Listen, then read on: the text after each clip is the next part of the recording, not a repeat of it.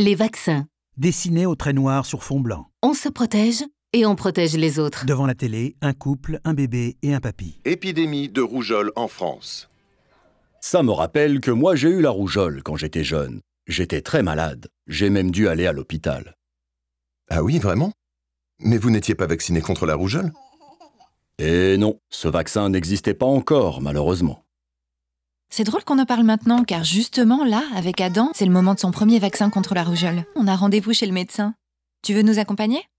D'accord, ça me fera bouger un peu. Le mari reste seul. Un vaccin sert à se protéger de certaines maladies graves qui s'attrapent facilement. En toussant, en éternuant ou en se coupant, par exemple. Un jardinier saigne du doigt. La vaccination le protège d'un virus. La femme au bébé et le papy marchent dans la rue. Chez le médecin. Tu as beaucoup grandi depuis la dernière fois, Adam. Le médecin prend la seringue. Il y a quoi dans ce vaccin, en fait?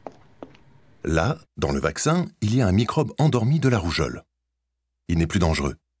Mais le corps va croire que c'est un microbe dangereux et va fabriquer des anticorps. Les anticorps servent à se défendre. Ainsi, si un jour Adam est attaqué par le vrai microbe de la rougeole, il ne tombera pas malade. Ces anticorps seront prêts pour tuer le vrai microbe. Il vaccine Adam. Moi, quand j'ai eu la rougeole et que je n'étais pas vacciné, mes frères et sœurs ont aussi eu cette maladie.